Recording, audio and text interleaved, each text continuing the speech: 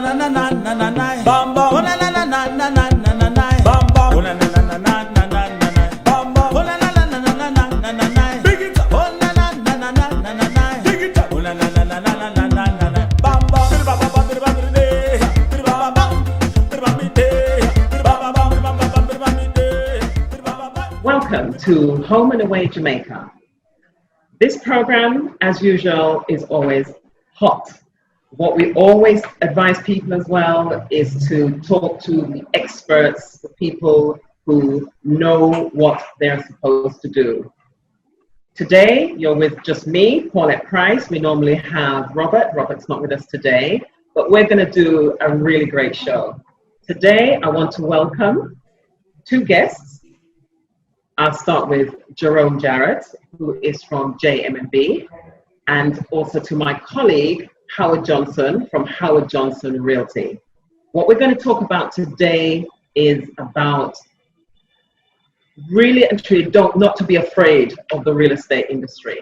This is not a time to be afraid. There are so many great opportunities. Every 10 years or so, there's a shift in the market. And it doesn't mean because something changes that there's a crisis. It just means there's another opportunity. So I'm going to start off with Jerome. Jerome, please introduce yourself and tell us what we should be doing. What should we be doing in this time, in this crazy, scary time? All right. Morning, everyone. I'm Jerome Jarrett, Manager Client Partnerships at JM&B Bank. I'm your financial partner. These are unprecedented times for everyone. I don't think anyone can say they have ever experienced anything even remotely close to the times that we're in. But as you know, when there are any crisis, there's always opportunities that exist in any crisis. And it's for us to identify those opportunities, exploit those opportunities so that we can come out of this crisis better than we went in. Including in those opportunities are opportunities in the real estate market. And if you are a Jamaican, living in the diaspora, there have never been a better time than now to purchase real estate. There is a glut on the market. There are a number of developments that are going up. There are a number of developments that are available on the market. And also, rates and terms have never been more favorable than they are today. We have banks clamoring over the few customers that are available and qualified to borrow. And these banks have lowered their rates, they have lowered their fees, they have lowered their terms. And not only that, but the government has shown a willingness to provide their residents with the most affordable and great terms to purchase. So we've seen where NHT has reduced their rates. In some cases, they have increased the allocation or the qualification for each individuals, and also their terms have also been relaxed somewhat. We've seen the government move to reduce transfer taxes, make stamp duty a flat fee regardless of the transaction amount, and we've seen a myriad about initiatives to stimulate the real estate market. So with that being said, there are opportunities abounding in Kingston, in St. Catherine, in Montego Bay, all over the island. We're seeing developments popping up. So the real estate industry is very, very, very buoyant in Jamaica at this point, and I would encourage everybody to look at ways to grab a piece of this island called Jamaica. Okay, Howard? Yes, well, just like what Jerome has said, it is a golden opportunity, especially sitting from where I sit. I do wear multiple hats, but as a director of the real estate board, we have not seen a reduction in the approvals given for new builds, and we're not talking just in Kingston and St. Andrew, we're talking island-wide. So the developments are still coming in, and you would note that during the COVID restrictions, the construction industry was one of those industries that was not necessarily penalized, and they allowed for persons to continue to carry out their developments And persons have completed developments in this time since March when we had our first case. Persons have moved in and are now occupying, people are now renting. So things have been very, very active in the industry, even during this period of time. And as Jerome rightly said, the incentives are there, the inventory is available, and it's just for persons, especially in the diaspora, to look and see what is happening. I know a couple of stories here where persons were, when things happened in their jurisdiction, they were looking to come back home, but maybe some persons were reluctant because all the years away, they were not sure if they should come back, and they didn't have anything to show for it. And now persons are doubling back and saying, let me try to see how best I can position myself so that if in the event there's another crisis or something else happens, I'm prepared to come back to my land of birth. So we are encouraging the diaspora to prepare themselves and consult with your financial institutions and consult with your realtor, just to ensure that those opportunities are there for you, so that when the time comes, and even if it's not right now, at least you have some sort of investment that could aid towards retirement. And again, we have a myriad of opportunities. I have to say I agree with you in terms of the market not really falling asleep. I am still as busy as I was before COVID.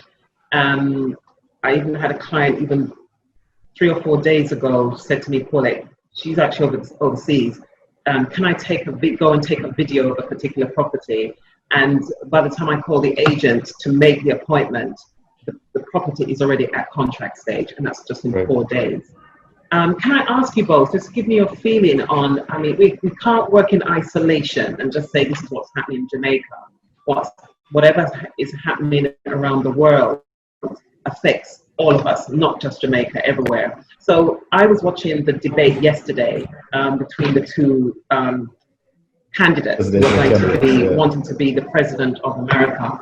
So do you think that people now will be saying, I really want to invest somewhere else, i.e. Jamaica? What's your opinion on that? Jerome, say this again. Don't speak at once. Okay, well, if you watch that comedy act last night, it is a you definitely want to be able to have multiple options to where living arrangements are concerned, because not only is COVID a new phenomenon, but the presidency of the United States, that office. Yeah, it's interesting. Yes, so it's really an opportunity for you to look, especially for persons in the diaspora, to look on options outside of the US, and even prior to this, real estate is one true way of growing wealth. And if you're in wealth creation, real estate must be a part of your portfolio if you're looking to grow wealth. And diversity of real estate, owning real estate in other jurisdiction also creates that diversity in your portfolio. And Jamaica is poised for growth. Jamaica was on a growth path prior to COVID, and I do believe with proper and prudent management, we should be able to come out of the back of COVID looking better than we went in. Well, in addition to that, and not to be political, I did mention earlier that whether it's COVID or something else, we don't know if something else will pop up even after November and have an adverse effect on immigrants, even in the United States, with what is happening. So as Jerome rightly said, your options should always be available. And from what I'm reading and hearing in the region, Jamaica is a golden place for that opportunity. Persons are looking for that second home or retirement home or just to come back home. Jamaica is an ideal spot, and because we have a lot of things happening, the government is really serious on relaxing the transactional costs or how the ease of doing business. We're hoping to take further steps in curbing the crime. We're moving towards proper identification of our citizens, protecting the borders, stimulating tourism. And you will recall, and I saw some previous programs on Home and Away Jamaica about the Airbnb market. If we get back to normalcy, we'll see some of those things coming back to fruition. You will see the entertainment space developing, and it's even more dynamic, because even though I think before COVID we were all we're probably sitting in a room.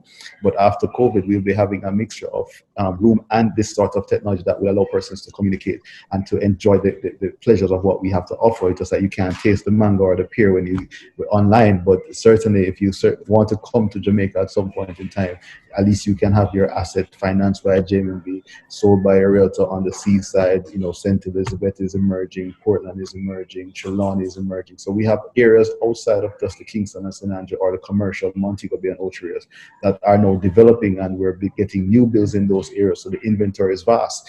It all comes down to your preference, and whatever your preference is, I think Jamaica has something to offer for each and every person. Yeah.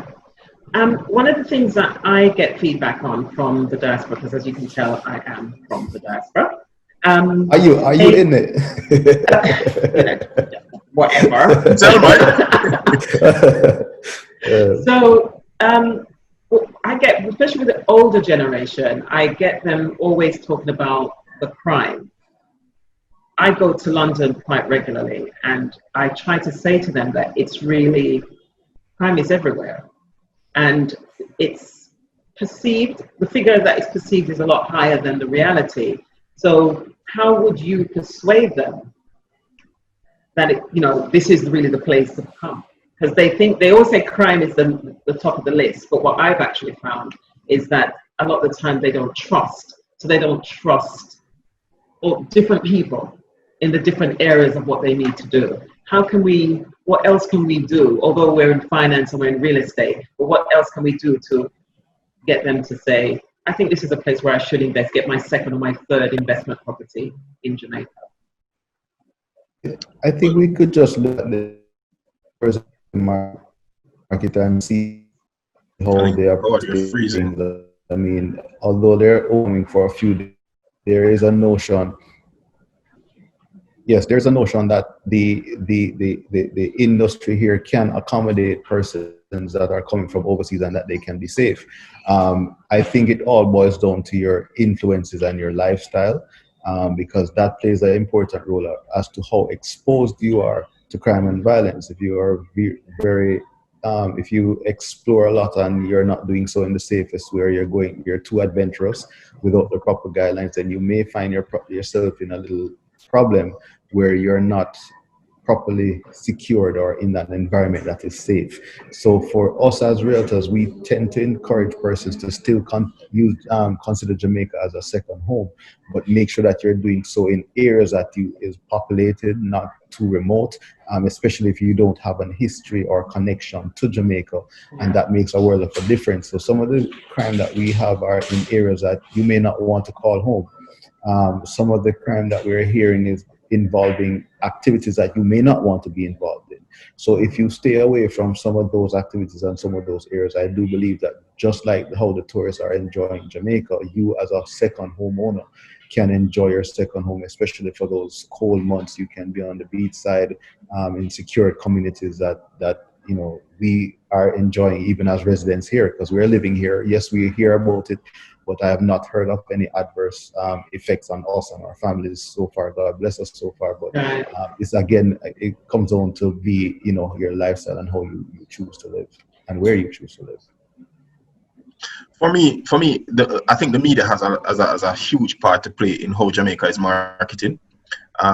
We generally like splash headlines, and our media personnel, they sell based on sensational stories. Yeah. So when you have 10 people murdered on the front of the Gleaner, you're gonna have sales for that day. So we don't promote positive stories. We don't promote positivity. And even you look at the way how news is carried in other first world countries. The stories that lead the news are positive stories, even though they have crime, even sometimes more than we have it in Jamaica. But it is not plastered across all media houses for panic. And I think the media and the government has a role to play where that is concerned. Because when I look on some of the things that are happening in the US, there is no way I'm going to the US anytime soon. And when you see militia groups and clashes, You know, Yeah. oh, Yeah. come on, there's no way I'm coming to the US Yeah. anytime soon. So it shows the role that the media plays, and even with the downgrade of Jamaica as a tourist destination because of how we manage COVID. Jamaica has managed COVID much better than how Yeah. a lot of other countries have managed it. Yeah. But because of how the media is portrayed, and every day on the front of the Gleaner, we put how much COVID, and the observer, how many, the tracker for COVID and stuff like that. So the media plays a greater role, and the media needs to improve their journalism in order for us to market our country great, because we're paradise. We have summer 12 months of the year. How many other countries can say that in December you're on the beach, in January the weather is the same as in June? I mean, not many countries in the world can say they have 12 months of summer, and there are persons living large in Jamaica. I can tell you that. I believe it. There are opportunities. There are opportunities here that exists nowhere else in the world. Jamaica is paradise, and persons need to appreciate it. Our media need to send that message and stop, the sensationalized stories that to try and sell people. It hurts more than it benefits. Our journalism need to improve in order for us to market our country better, rather than trying to sell newspapers. We need to, look at the long-term effects of the positive news that should be shared about some of the great things that are happening in Jamaica, some of the great destinations in Jamaica, some of the great things you can do while you're in Jamaica, as opposed to, splattering sensational stories all over the media just to make a headline. Yeah. And that is a very key thing. Robert Taylor and I have been working in the UK, working with some of the diaspora, and our presentations consist of all the great things about Jamaica. And I can remember us doing one of our presentations where every point we made, there was a gasp in the audience. So we said, do you know that people go to Tivoli for Airbnb? Did you know we were #1 stock exchange back in 2000? And they just don't know. So we really do have a lot of work to do. We probably need to work with the media. We probably need to, because they don't know the damage that they're actually doing. I think they do know, but it's just it's their self-preservation. You know what I mean? If you post on the front page, a company donates 100 computers to a school, you know what I mean, the papers won't sell. But if you put 3 people murdered at a dance in Tivoli Gardens, for certain your paper is gonna sell. Jerome, that's just the reality.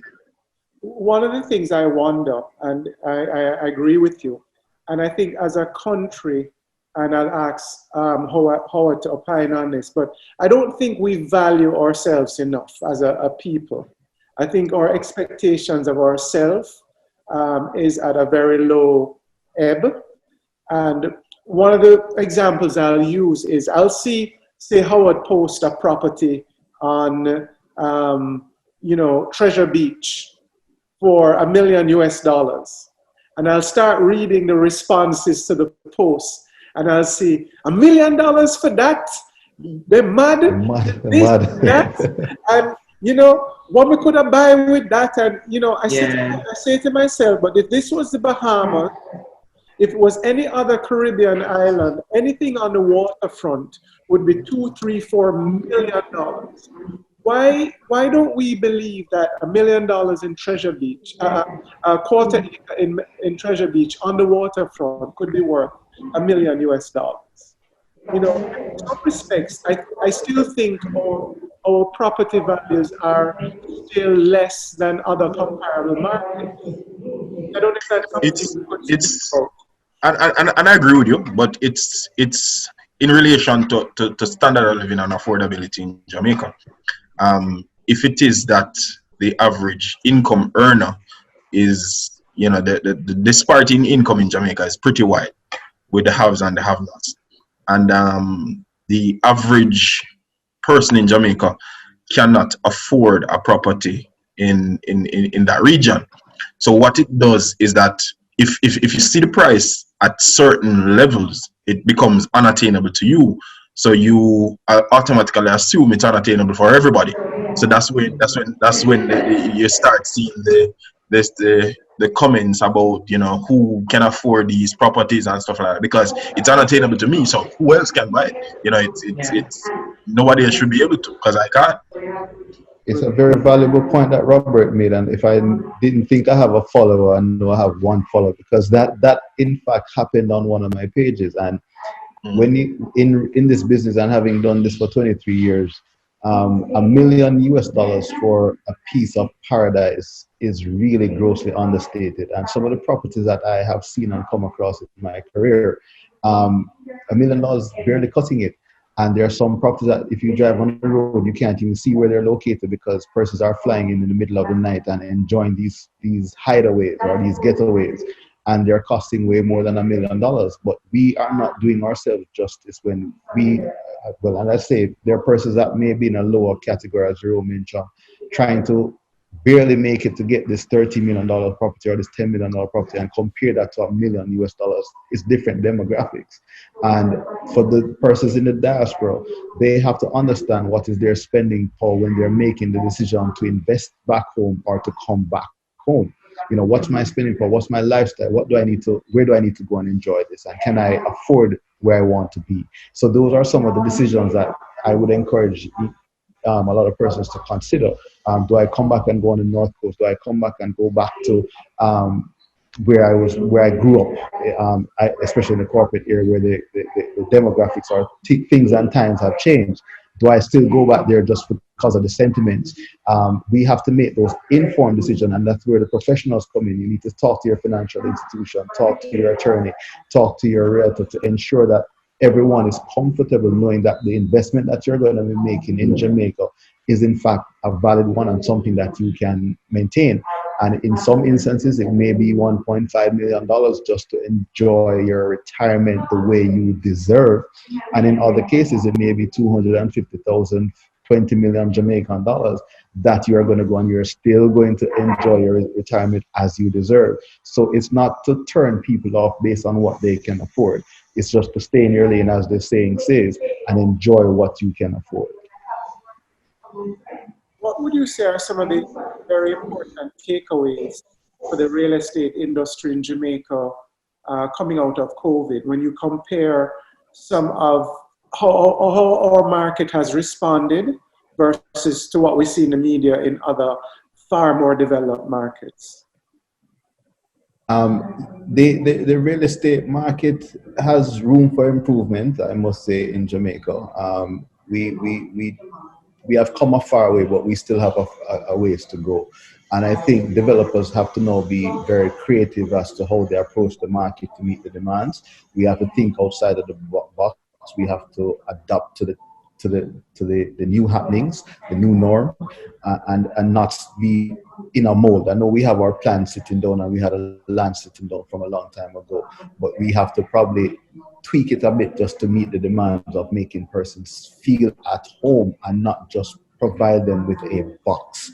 And I think that's where we have to encourage our developers to look and see about their deliverables, because it will encourage developers to continue to be in the development space for a long time. But if you just build a box and you don't leave a memorable impression, and somebody say, hey, I'm just in these four walls, and what really happened? And I think the developers have to think about what they're giving, the amenities that they're giving, and how they can fit that into the space, if I heard your question correctly. No, absolutely. And what have some of the how has the market reacted? Now, I see many persons in the diaspora, when our borders were closed, eagerly awaiting our borders to reopen so they could come back home. I got a sense that for the first time, people saw Jamaica as a safe haven, which was almost a contradiction, in this, very material-driven world. How did you see the real estate industry dealing with that dynamic? I concur with that. A lot of persons, they couldn't wait to come back home, and they wanted to touch down in Jamaica. And if they were going to be quarantined or if they were laid off for a period of time, home is where they wanted to be. And they came back home and they saw what was here. They saw the development quite different from what they saw in the headlines, in the newspaper. They said, how didn't I didn't know about this. I didn't know that there was a reggae falls. I didn't know that this picture, this location existed. And therefore they were very interested in saying, can I get a piece of this complex? Is there any units available? I mean, are there any opportunities along this north coast? Are there any opportunities in Kingston? And while they were here, there are persons looking to actually engage in real estate acquisition. And we had to adjust to that. Luckily, well, unfortunately, they weren't here long enough to complete a transaction, but many of them are still in train because they see themselves coming back here maybe as early as November. It could be as late as next year, late after summer, and some of them are even looking for business opportunities here because you will attest to the fact that there are persons working from home in Jamaica. Right? Don't tell me that home was in New York. I'm back home and I'm working from home and they're getting the job done and they're enjoying it here. And while they're here, they're looking for business opportunities where they can either extend what they're doing away or they can now develop something lucrative here and remain in the island that they have come to appreciate. So the real estate market has adjusted, and that's why I'm going back to my earlier point that the developers have to understand that and see where the opportunities present themselves so that when I'm making that decision now, not to just get my commercial space, but to get my home of residence, that I can appreciate some of the same amenities that I'm giving up. Because in one hand, they're giving up something to come back to Jamaica, but if they can get the same thing, and I'm so proud of the soon-to-be parish, if I may say so, St. Catherine, Portmore, where you see some of these gated communities and you feel like you're driving in South Beach, right? Because of the vision that some of these developers had. And Jerome will tell you, you can get financing to move into a complex that is all-inclusive. We have the Richmond as another example on the North Coast. Those communities are mimicking what persons are accustomed to outside of Jamaica. And if we can bring more of that product here in Jamaica, we will see a lot more take-up of our diaspora persons coming home. One of the... I started, once again, Robert, I started my opening rant about the opportunities that exist in a crisis. And one such opportunity we saw was the fact that persons weren't able to travel during the summer. So what happened was that many persons had to staycation in Jamaica. And what that does is that when you staycay in Jamaica, you post these pictures and they're splattered all over social media. They're splattered all over the internet. Persons are like, wow, that's in Jamaica. Where's that? Let me get some of that. And usually you would have a mass migration of persons to the US, to Canada, to Europe during the summer. But because of the COVID restriction, persons had to stay home. So now when persons do these villas, and even the hotels were closed, so you had to go to these private villas, you had to go to these Airbnbs, you had to take the beaten path for want of a better word. So persons discovered a different side of Jamaica. So now persons are like, oh, this is here, that was there. Let me start taking greater note. And we saw where local industries benefited a little, and the advertising for some of these smaller type developments started to get more visibility. So again, through every crisis, there are opportunities that presented themselves. And I from a banking perspective, to answer Robert's initial question, we have not seen just yet a downturn in the appetite for borrowing for real estate.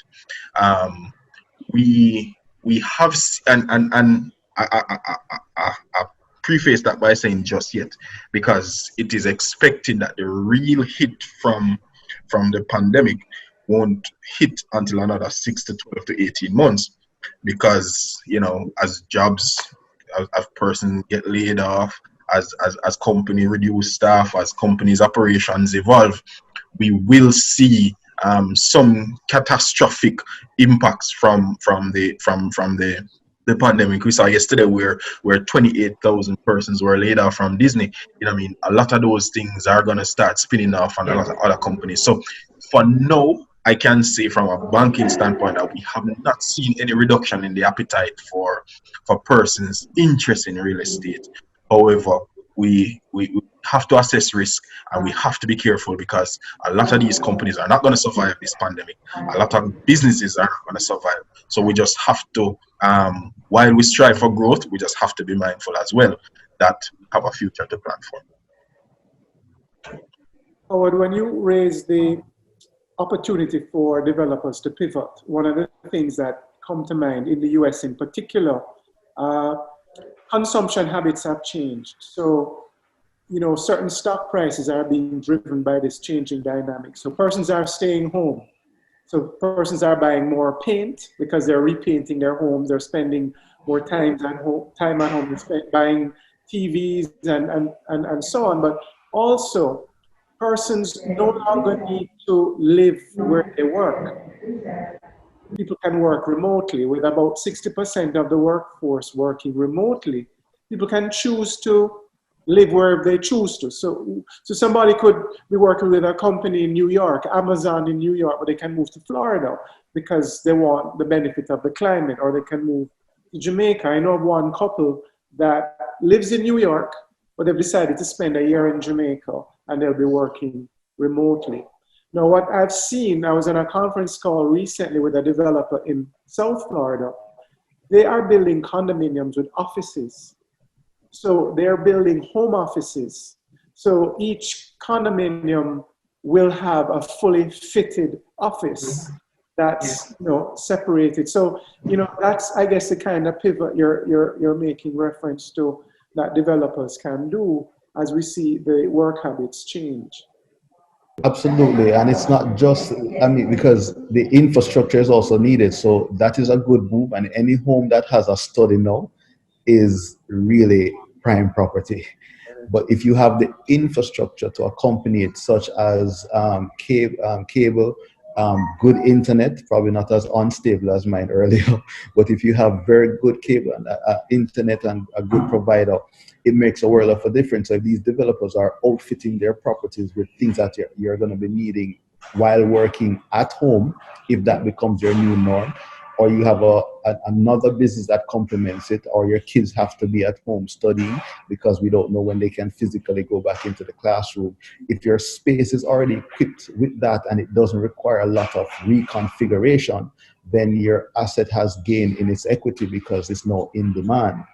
And if you are one such person that is in a property and you have all that space, but you really don't need it because you're empty nester, maybe this is a good time to convert. Let someone else who needs that give you the equity, buy from you, and then you downsize into something a little bit more comfortable in another location where you can experience scenic atmosphere, as opposed to being in the corporate area where somebody really needs it. So this is an opportunity for re-evaluation, adjustments from the developer, and for us as professionals guiding the consumer into making the best possible decision for themselves during this period of time. Well, one thing for sure, this pandemic has certainly taught us how to readjust, and it made us become a lot more creative. Because if I think about all those office blocks, we don't have so much of them here in Kingston, but I mean, think about London. A lot of those office blocks may have to be converted into apartments or office homes in the same kind of way, where we function, everything happens at home, and we probably just leave the apartment to go to the park to walk the dog or whatever. But this certainly has been a very interesting time, and things that we said we couldn't do or wouldn't do, we're definitely learning to live with that and even create new ideas. So we will just have to continue as real estate people and financial people to grow within the new spaces and create new ideas. So just want everybody in the UK to know, or the diaspora, we're ready. Jamaica's ready. We can do this. We know how to do this. Just to add to what Robert and Howard was mentioning earlier, one of the most unique phenomenon is also homeschooling. So not only are you needing space for your office space, but your kids to homeschool has become uh it, I have 3 kids at home trying to homeschool, and it is a challenge. So it's the space is becoming critical. The space is becoming necessary, and the developers need to be flexible. They need to adjust, and they need to find more ways of providing solutions to the unique needs that COVID have been presenting. So we're here to help you, Jerome. If you can finance your purchase, we can elevate it to a new space. Come on just now. take 2 of them from me. Just take 2 of them. Take 2 of You them want from me me. to take the kids and not you get to the house? Okay, I got you. Oh boy. But guys, thank you very much. I think we've had a very spirited discussion and well informed. I think in this particular period and challenge, it's very good to get an opinion from all sides. So Jerome on the financial side, Howard on the real estate side. Yeah. Thank you very much. And Thank You're you. more than welcome. really good to have you Man, I appreciate it. join us today. Thank you. Thank you. Don't Thank you. forget to Our share pleasure. and subscribe. Oh la la la la la la la la la, bamba. Oh la la la la la la la.